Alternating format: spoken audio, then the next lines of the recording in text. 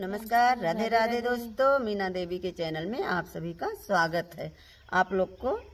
एक नाच गीत सुनाने जा रही हूँ, कैसा लगेगा कमेंट में जरूर बताना दोस्तों। इनके चैनल का ज़्यादा से ज़्यादा सपोर्ट करिएगा।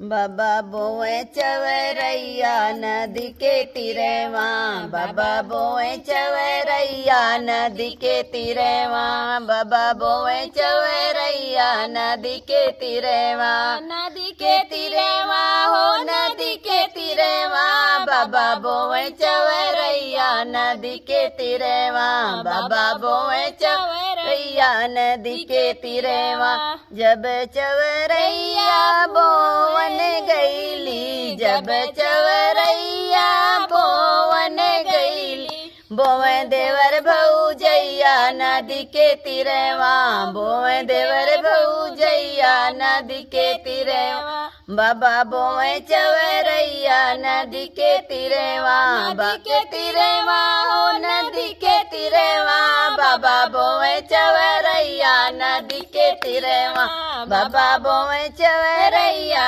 नदी के तीरे वहाँ। जब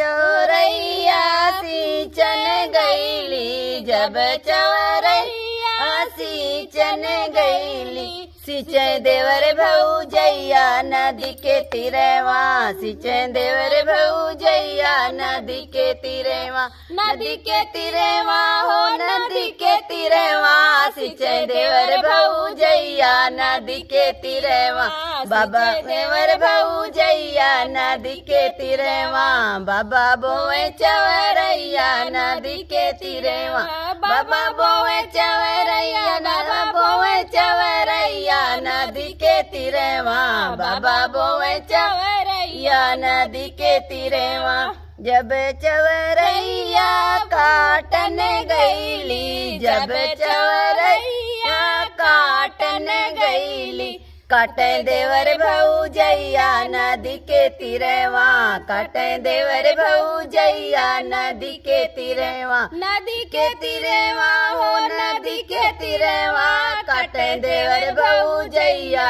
नदी के तीरे वहाँ, बाटे देवर भौजैया नदी के तीरे वहाँ, नदी के तीरे वहाँ हो नदी के तीरे वहाँ, काटे देवर भौजैया नदी के तीरे वहाँ, काटे देवर भौजैया नदी के तीरे वहाँ, बाबा बोए चवरैया नदी के तीरे वहाँ, बाबा बोए चवरैया नदी के तीरे वहाँ, हो नदी के तीरे वहाँ हो नदी के तीरे वहाँ, बाबा बोए चवरैया नदी के तीरे वहाँ, बाबा बो चवरैया नदी के तीरे वहाँ। हेलो दोस्तों, कैसा लगा कमेंट में जरूर बताना।